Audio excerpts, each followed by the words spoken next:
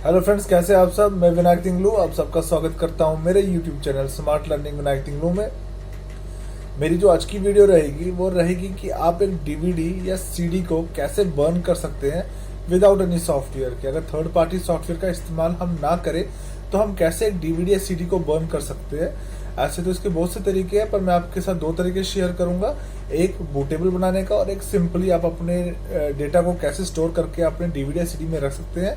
तो चलिए अपनी आज की वीडियो शुरू करते हैं। पर वीडियो शुरू करने से पहले मैं आप सबसे एक रिक्वेस्ट करना चाहूंगा कि आप वीडियो को स्किप ना करें, उसे पूरा देखें ताकि आपको सीखने में आसानी हो और साथ ही साथ में आपको फिर बैक आके उसको देखने की जरूरत ना पड़े। तो चलिए अपनी आज की वीडियो शुरू करते हैं।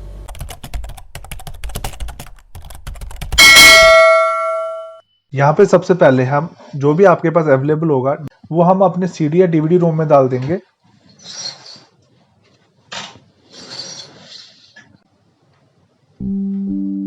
जैसा कि आप देख सकते हैं मुझे एक ऑटो प्ले का मैसेज मिल चुका है डीवीडी RW ड्राइव जी से। जब मैं इसको ओपन करूंगा तो आप देखिए मुझे कहता है burn files to disk, file explorer या टेक नो एक्शन। तो मैं यहाँ टेक नो एक्शन करूंगा। मैं माई कंप्यूटर पे ओपन करके आपको दिखाता हूँ। जैसे मैं दिस पीसी पे क्लिक करता हूँ तो आप देखेंगे मुझे यहाँ पर ड्राइव जी में मुझे डीवीडी शो हो रही है मेरी, जो मैंने भी इंसर्ट की थी अपने डीवीडी राइटर में। तो जो कि 4.38 जीबी की है और जिसपे 4.38 जीबी का डेटा मैं डाल सकता हूँ और उसको बर्न कर सकता हूँ। अब बात यहाँ पे आती है, आप एक डीवीडी में डेटा कितने तरीकों से बर्न कर सकते हैं। अगर आप मुझसे पूछेंगे तो विंडोज 7 से पहले जितने भी ऑपरेटिंग सिस्टम थे उनके लिए आपको एक सॉफ्टवेयर की जरूरत पड़ती थी जिसकी मदद से आप एक डीवीडी या सीडी को बर्न कर सकते थे। उनमें से एक का नाम मैं आपको बता देता हूँ, जैसे कि नीरो। जैसे कि आप स्क्रीन पे देख पा रहे होंगे, ये अभी भी आपको अवेलेबल मिल जाएगा। ये प्लेटिनम 2021 में आपको देखिए यहाँ पे भी शो हो रहा होगा। आप इसको अभी भी इंस्टॉल कर सकते हैं। ये ऐसी बात नहीं है कि ये जो सॉफ्टवेयर था ये पुराना हो चुका है और आपको इसके अपग्रेड्स नहीं मिलेंगे। आप इसे आज भी इंस्टॉल कर सकते हैं।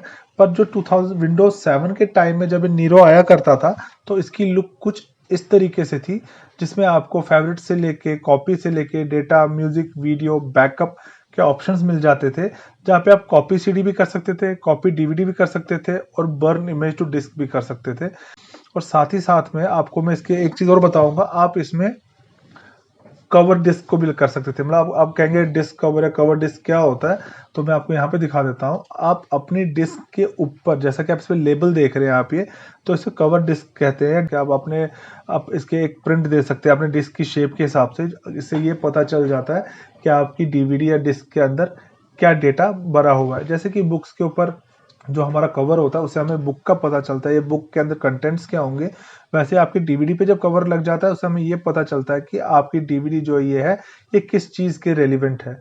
आई होप आप ये बात समझ गए होंगे। तो जो ये सॉफ्टवेयर था जिसकी मैं बात कर रहा हूँ नीरो की, इसका मैं आपको यहाँ पे खोल के दिखा देता हूँ, ईजी हो जाएगा आपके लिए। जैसे कि आप यहाँ पे देख पा रहे होंगे,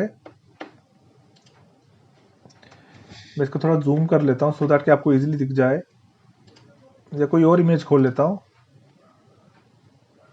जैसे कि ये। तो आप यहाँ पे देख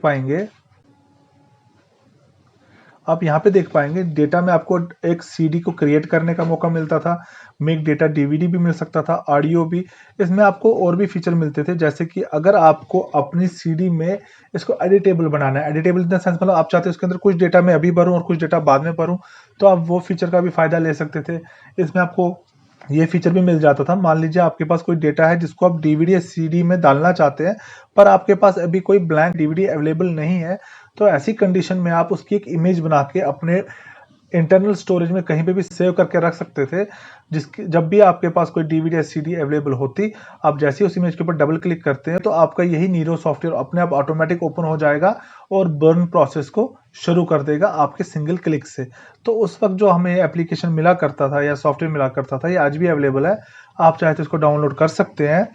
पर माइक्रोसॉफ्ट कंपनी ने हमें एक ऐसा फीचर दे दिया है जिसकी मदद से हमें अब किसी भी सॉफ्टवेयर की ज़रूरत नहीं पड़ती है अपनी डीवीडी या सीडी को बर्न करने के लिए।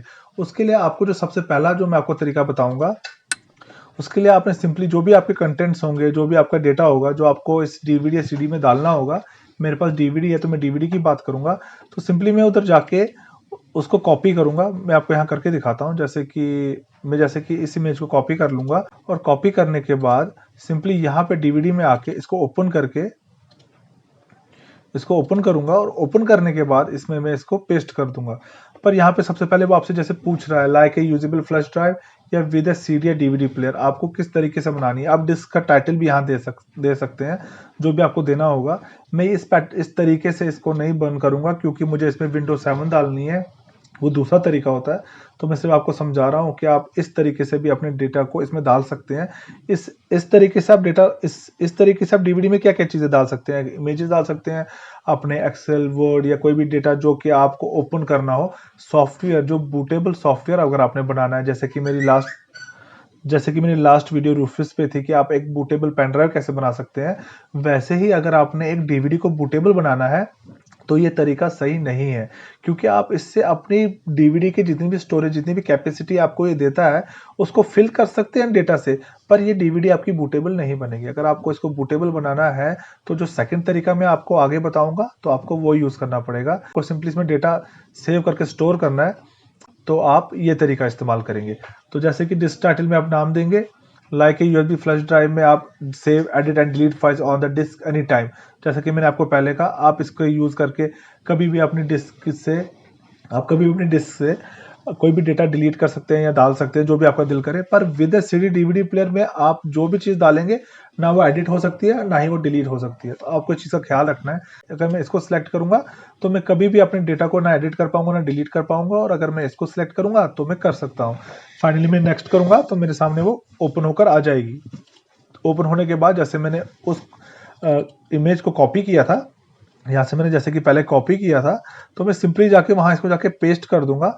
पेस्ट करने के बाद मैं फिर से बाहर आऊंगा इस जगह पर और सिंपली यहाँ पे अपने माउस के प्राइमरी बटन से क्लिक करूंगा तो यहाँ पे आपको एक ऑप्शन मिल जाता है बर्न टू डिस्क।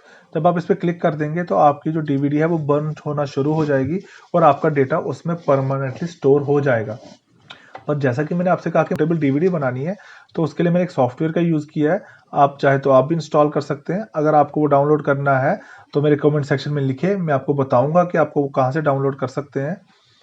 तो ये है इमेज बर्न का। जैसे मैं इमेज बर्न पर क्लिक करूंगा तो मेरे सामने एक इंटरफेस खुलकर आ जाएगा जिसमें वो मुझे बहुत सारे ऑप्शन दे देता है, जैसे write image file to disk. क्या आपको इमेज डिस्क पे ये बर्न करनी है? तो मुझे तो यही करनी है, पर इसके आगे और ऑप्शन है, मैं पहले आपको वो बता देता हूँ। Write files folders to disk. अगर आपको फोल्डर, जो कि उस तरीके से, जो पहला तरीका है, अगर आपको फाइल और फोल्डर से अपनी डिस्क की स्टोरेज को भरना है तो आप ये तरीका करेंगे, जो कि मेरा पहला तरीका था। Create image file from disk. अगर आपके पास कोई डिस्क है, जैसे ये मेरी डिस्क में इमेज फाइल बनाने वाला हूँ, इसमें इमेज डालूंगा। अगर आपको create image file from disk, अगर आपके डिस्क में कोई डेटा है जिसका आप इमेज बनाना चाहते हैं तो आप इसका यूज करेंगे। Create image file from file and folders. अगर आपके पास कोई फोल्डर है और आपको उसकी इमेज बनानी है तो आप इसका इस्तेमाल करेंगे। तो वेरीफाइड डिस्क, जो वेरीफाई करने के लिए मेरे को क्या करना है, मुझे write image file to disk, मुझे इमेज फाइल को डिस्क में डालना है, तो मैं इस पर क्लिक करूंगा। इस पर क्लिक करने के बाद मैं प्लीज सेलेक्ट अ फाइल, मैं यहाँ पे क्लिक करूंगा। यहाँ क्लिक करते ही मेरे सामने ऑप्शन खुल जाएंगे। मैं यहाँ से अपने पर्सनल डेटा में जाके सॉफ्टवेयर में जाऊंगा। सॉफ्टवेयर से सीधा मैं नीचे आके अपने आईएसओ फाइल्स पे जाऊंगा और आईएसओ फाइल में जैसे कि मुझे विंडोज 7 डालनी है तो मैं विंडोज 7 पे क्लिक करके इस आईएसओ फाइल को मैं साइज बड़ा कर देता हूँ, आपको इजीली दिख जाएगा। ये देखिए, ये आईएसओ फाइल, मैं इसको सिलेक्ट करके ओपन करूंगा। जैसे कि आप देख सकते हैं इस पे आ चुकी है और फाइनली मैं यहाँ पे क्लिक करूंगा तो देखिए इसने प्रोसेस शुरू कर दी है। ये हार्डली 2 या 3 मिनट की प्रोसेस होती है। जैसे ये कंप्लीट हो जाएगी मैं इसको क्लोज करूंगा। हम वेट कर लेते हैं, इसका % खत्म हो चुकी है तो हमारी जो फाइनल स्टेज है इस पूरी प्रोसेस की वो आने वाली है। जैसा कि आप देख सकते हैं मेरे सामने मेरी डीवीडी ओपन होकर आ चुकी है, जिसमें मेरा सेटअप, बूट, EFI सोर्सेज, जो भी मुझे एक विंडोज ऑपरेटिंग सिस्टम के लिए जितने भी फोल्डर्स चाहिए होते हैं वो सब इस डीवीडी में आ चुके हैं। और साथ ही में मुझे इमेज बर्न की तरफ से एक मैसेज भी आ चुका है, ऑपरेशन सक्सेसफुली कंप्लीटेड। मैं इसे ओके कर देता हूँ और फाइनली इसे क्लोज कर देता हूँ। अगर अब मैं दिस पीसी में जाके इसको ओपन करूंगा तो आप देखेंगे मेरी जो डीवीडी थी अब उसमें 0 बाइट्स फ्री है एंड 3.48 GB जो है वो मेरा डेटा इसमें स्टोर हो चुका है। अब मैं इसको जब ओपन करके देखूंगा तो आप देखेंगे मेरी पूरी विंडोज 7 के जितने भी मेरे कंटेंट्स, मेरे जितना भी उसके जितने भी फोल्डर्स और जितने भी मेरा उसका डेटा था वो सब मेरी डीवीडी में बर्न हो चुका है। और अब ये मेरी जो डीवीडी है वो बूटेबल बन चुकी है और इसका यूज में अपने किसी भी पीसी या लैपटॉप में ऑपरेटिंग सिस्टम इंस्टॉल करने के लिए कर सकता हूँ। आई होप आप समझ गए होंगे। साथ ही साथ में मैं आपको एक इन्फॉर्मेशन देना चाहूँगा। आप बिना पीसी या लैपटॉप या सिंपल वर्ड्स में कहूँ तो बिना किसी डीवीडी राइटर का यूज़ किए कैसे पता कर सकते हैं मैनुअली कि आपका जो डीवीडी है वो ब्लैंक है या उसमें डेटा स्टोर है। तो उसके लिए मैं आपको एक इमेज दिखा देता हूँ। जैसे कि आप यहाँ पे देख पा रहे होंगे, जब आपकी बिल्कुल डीवीडी बिल्कुल इस तरीके से होती है तो ये एक ब्लैंक डीवीडी होती है, इसमें कोई साइन नहीं मिल रहा है ना आपको बीच में। दैट मीन्स कि जो आपकी डीवीडी है ये बिल्कुल ब्लैंक है। इसमें आप डेटा अपना स्टोर करके रख सकते हैं, या तो सिंपल अक्षरों में कहूँ तो बर्न कर सकते हैं। पर साथ ही साथ में आपको जो ये ब्लू कलर का एक रिबन सा दिख रहा होगा, अगर ये रिबन आपको राउंड में इधर कहीं पे भी ऐसे दिखेगा, बिल्कुल सर्कल में दिखेगा आपको, ये ऐसे नहीं कि आपको कहीं पे एक ऐसे लकीर सी दिखेगी, ये बिल्कुल सर्कल में आपको कहीं पे भी दिखेगा। जहां पे इसका सर्कल होगा दैट मीन्स आपकी डीवीडी की इतनी कैपेसिटी, जितनी स्टोरेज है वो आप यूज कर चुके हैं।